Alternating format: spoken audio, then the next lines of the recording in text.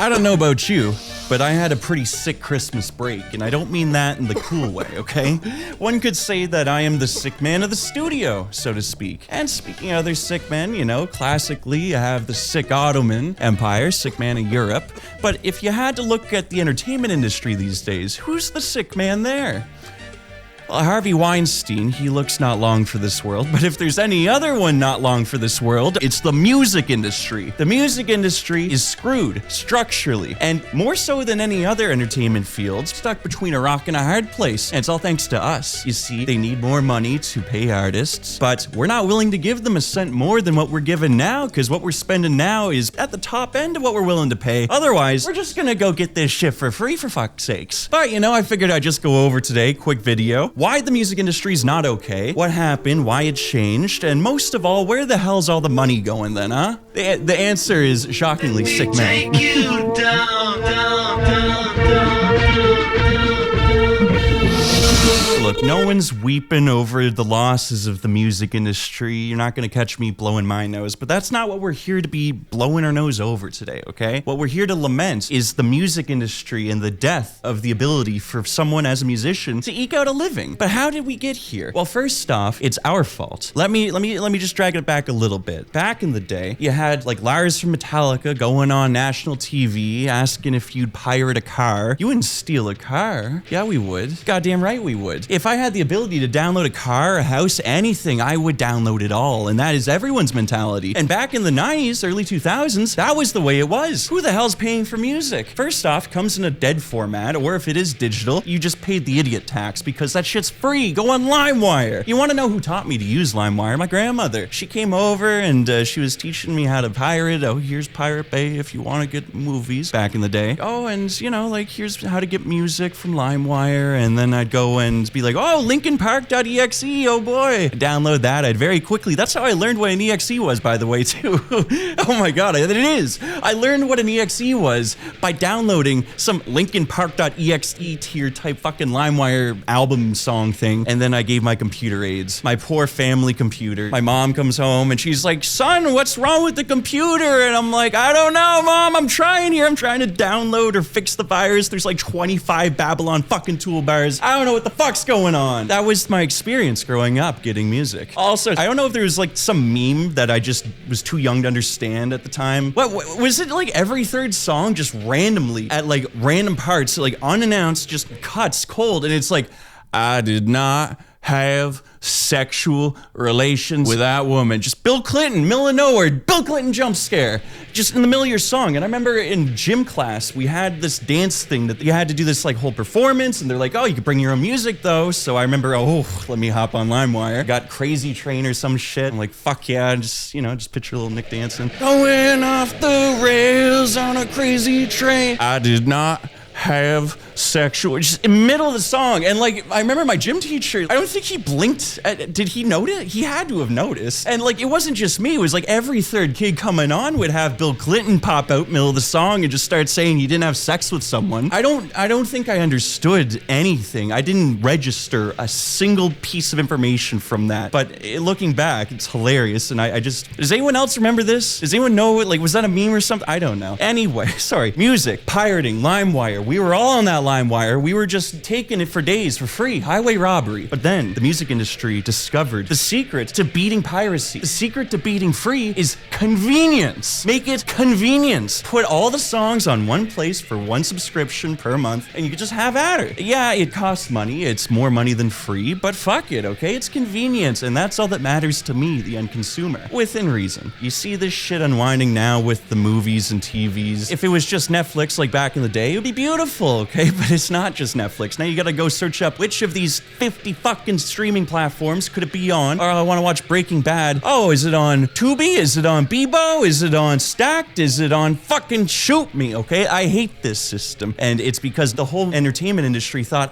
but what if I did my own thing and didn't cut in Netflix on this, right? Then that's how we got the nightmare that it is to find where you wanna watch. And so the answer is pirating. I think we're gonna go that way with TV and movie for a bit. The music industry, though, kept it simple. simple. Okay, the only that was like platform exclusive I can remember back in the day was Life of Pablo. I had to go get a Tidal subscription just to pirate that shit. Tidal's still around? But anyway, but beyond that, that's like a few and far between, and they don't do those. Like it never went anywhere. And so everything was convenient. It was simple. You wanted any song ever in the history of human existence? You got it. $10 a month. It was beautiful, is beautiful, still is. We still enjoy it, but that's the thing. It doesn't pay. Artists cannot eke out a living on it. But if you look at the stats, it doesn't quite make sense, right? Music industry revenue, yeah, it's like back to where it is, all-time highs, but on a real basis, it's not, because the dollar is worth half it was in 1998. But even in spite of all this, it's up there. Like, you shouldn't be starving to the extent you claim to be, right? Like, the music industry's gone through other downturns before, but it's never really felt this bad, this universally bad. Every single musician is struggling to eke out a living as a musician, and like more so than at any other time, it seems. So what's going on here? Well, most of the people you hear from, or most of the people with an opinion on this topic already, are gonna say Spotify. It's Spotify stealing the bag. No, it's fucking not. And this is the stupidest point I have ever fucking heard, because Spotify is and has been a public company. Their stats, their financials, all of the shit you could ever need to determine whether or not that statement's true are publicly available and have always been publicly available ever since they went public. It makes no fucking sense for the public to not understand this, because any quick glance at their financials would make you go, oh fuck, this business sucks. This isn't profitable at all. I mean, barely it is. It flip-flops, just got to be profitable, I want to say a year ago, and they still have negative quarters. But up until that, the other 17 years of their existence or whatever, Spotify lost a lot of money. Even now, they're getting a profit, but it's not a good one. Like, it's not a business anyone's excited to be in, because the economics just aren't that great. And so if it's not Spotify, then like, where's all the money going?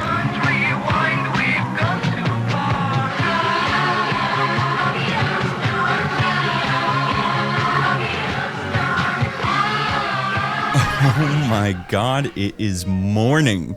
Good morning, Oki. Good morning. Where was I? Music industry revenues. Where are they going? Well, I mean, honestly, it's been a third of a day since I wasted it all pissing it away on Python trying to get some shit to work that didn't. I don't know if I said this already, but music industry revenue is still down. It's nominally back to where it was at its peak pre-piracy, but in real terms, it's down. Not down enough for them to be down and out like they're so saying they are. And so, where's it all going then? Well, it's a distribution issue, and not distributors though. Spotify is being fair. It's within where the royalty pool is going. And again, it's not that it's unfair per se. Let me put it this way. Back in the day, 5,000 projects, give or take, were released by major labels and people they signed every year. And when you pare that down by different genres and shit, there is a universe of new music that comes out that is finite, it's countable, it's knowable. And so a lot of people who are into music would end up hearing it all throughout the year. And people would give you a shot, because even if you weren't that great, just by virtue of showing up in a CD store thanks to a label getting you in there, you would have a middle-class existence, so to speak, as a musical act. And so just by virtue of that, if you were signed, you've made it. That doesn't exist anymore. I mean, the middle class of every entertainment industry is gone. It's the same issue, I think, that happened with the mid-budget movie. Just like CD stores, Blockbuster only had so much shelf space. And again, people are just willing to, you know, I'll read the back of this thing. I'll give it a shot. Fuck it, why not, right? I need something new. Because again, there's a finite quantity of shit coming out in those eras. No longer. People don't really stick with shit either. Think about it, we didn't have a song of the summer this year, did we? Now that I think about it too, labels, for the most part, have not been successfully able to put on anyone new in a while. Acts do grow organically over time, but labels aren't able to put people on anymore like they used to. And again, I think it's because people don't really stick with shit. Outside of the Swifts and shit, there's not really any huge cult of personality or celebrity worship in the music industry, or really any anymore. Music, back in the day, people bought an album, even if they didn't like it, they're like, well, I gotta justify to myself that I didn't waste this $15. And so they listened to it anyway. And oftentimes, it would come to grow on them. But no one does that anymore. Because there's no friction or cost to moving on to the next song is all that matters. That's all they think about. It's the same as anything, whether it's dating apps or even cereal selection. After you get past a few options, it's like the paradox of plenty. You're just never satisfied. Grass is always greener. The next song stops momentum from building. So no song of the summer, maybe. You don't see any new artists either, because because people just aren't really sticking around. They might like a song, they might come across someone and be like, oh, that's good, might add it to a playlist, but are they gonna go and watch what else the artist does? No. You know, some of you do, sure, good for you. Most people, you're not really gonna be able to get traction anywhere near as easily as you used to. Because again, there's an infinite number of new songs, and so it's not really notable that you released something new. New music isn't notable anymore. And I mean, Christ, you can even see it in streaming stats. Do you know what percentage of music these days is streamed that's back catalog? Did you guess 75%? Because that's what it fucking is. 75% of all songs being streamed right now are old. That's insane. And it's growing every year. I think back in 2020 it was like 60, 65. So it's growing. That's another of the main issues, is that you're not just competing against other people releasing new music when you drop new songs these days. You're also competing against the entire recorded history of humanity's musical efforts. Every song ever is available in unlimited amounts for $10 a month to everyone on Earth. Think of the greatest hits of all those times.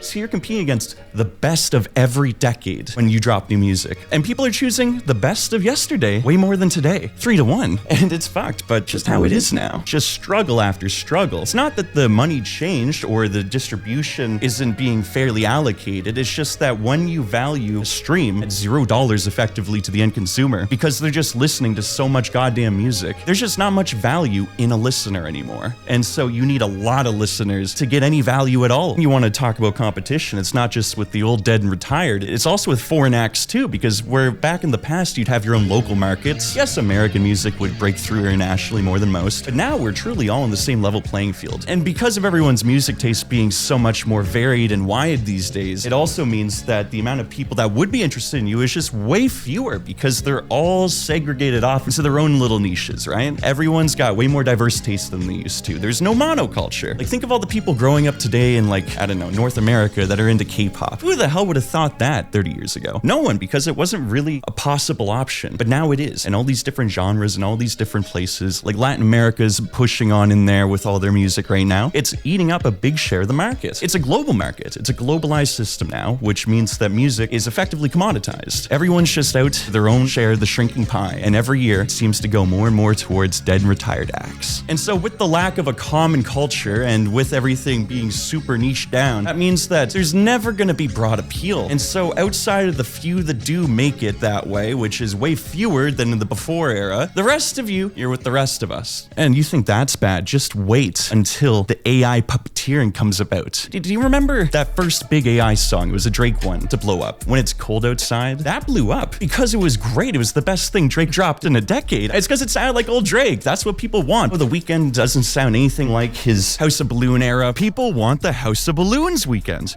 But where is he? Must be a Tuesday. People, as you can tell from this, are all nostalgic. I think that's a unifying through line here. Nostalgia. Nostalgia is the biggest driver of consumption here. Artists over time, they do grow and evolve and move on from their old sounds and sort of styles, but their fans don't. And increasingly, we're all stuck in this wallowing hole where we just demand more of the same of what felt good once upon a time. And so everyone is looking for that and getting it. And when we start being able to puppeteer AI voices of our different artists that we like, you could bring back the old Kanye yourself. I think labels will buy the AI vocal rights to artists, give it over to the users. They get to keep the royalties, but users can create any sort of songs and they can put them on streaming platforms under AI Drake and shit. And yeah, they'll be separate, but because people just want to hear old Drake or old Kanye, they're gonna probably gravitate a lot more towards that shit. And so now you're having even more of the pie go to no one in particular, no actual artist that's alive. And so this shrinking pie, I went and looked at like top 1,000 songs of 2023. When you factor out that 75% of music that's old or dead acts being streamed, and then you look at just what's being released that year that's being played, the top 1,000 songs is like 30% of all streams remaining. And so like this fraction of the potential royalty pool you're competing for, again, barbell distribution, you're not getting shit.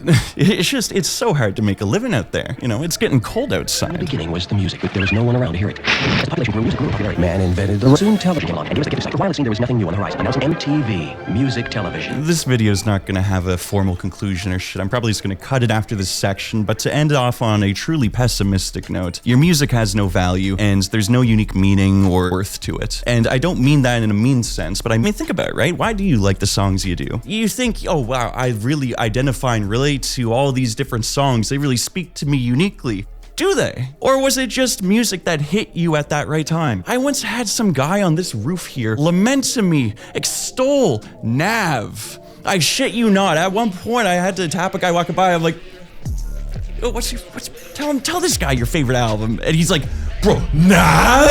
Like, he just started going off. I actually felt really bad about that because the guy did like Nav and it got him through a lot of hard times, apparently. It wasn't even Nav's, like, one album that you guys probably could remember from the dude. Like, this was a few albums after he fell off. Like, it was baffling to hear that answer. But my point is that anything could be any song to anyone. It doesn't matter that your music or whatever music is special, because it's not. What was special is the exact confluence of time and circumstance and experience that made you love it. By the time you're 25 or 30 or whatever, you've already got all the songs you're ever gonna be listening to in life, because who cares? You have enough as is. There is a finite amount of songs one could be listening to on any given day. And as you get older, you're not listening to shit anymore. You're just stuck with the same old shit because there's just so much of it, you don't even get bored anymore. If you really happen to like some shit that comes on in your vicinity, maybe you add it, maybe, but you aren't gonna put in any effort. You're gonna be like mom and dad. You're gonna be just listening to whatever the playlist put on, if that. But you're never looking for anything new because what's new now is racket or noise to you,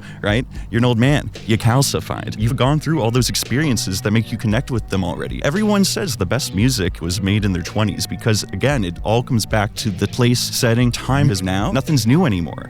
You're just an old man.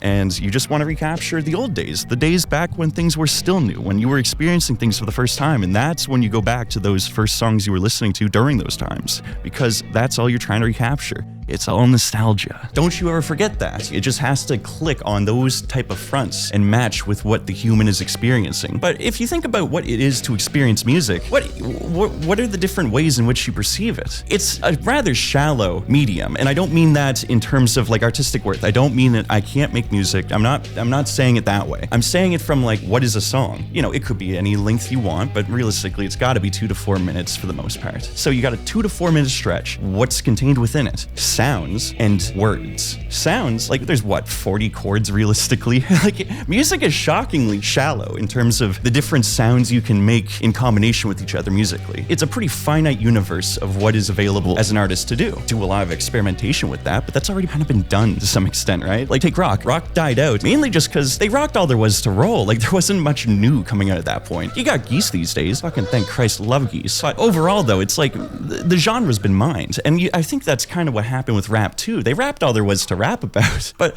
actually, no, that's the second part. Words. Like, you're conveying experiences and emotions and shit. That's what people connect with for music. But there's only so much shit to experience. There's only so much you can sing about. At the end of the day, there's only so many universal or common experiences and pains and shit that people go through. And so again, there's only so much you can say or do in a song. Otherwise, it's just kind of, it's not repetitive, but it's been done is the issue. Music is shallow in the sense that it's very quick to kind of burn through the new shit you could be doing. That it's much harder to make a unique product. And that's part of why music all feels like it blurs together these days too. It's not just because everyone's optimizing towards an algorithm. It's also because there's just only so much variation you can pull off. It's just a limited format in that regard. That doesn't mean it's not valuable, but when it comes to the value of an individual song, when you allocate it based upon streams, 4 trillion songs streamed a year, and there is like what, $10 billion to go around for that? It's just like individual song listens are valueless effectively because individual songs are valueless to the consumer. So that's the root cause. The consumer is gluttonous.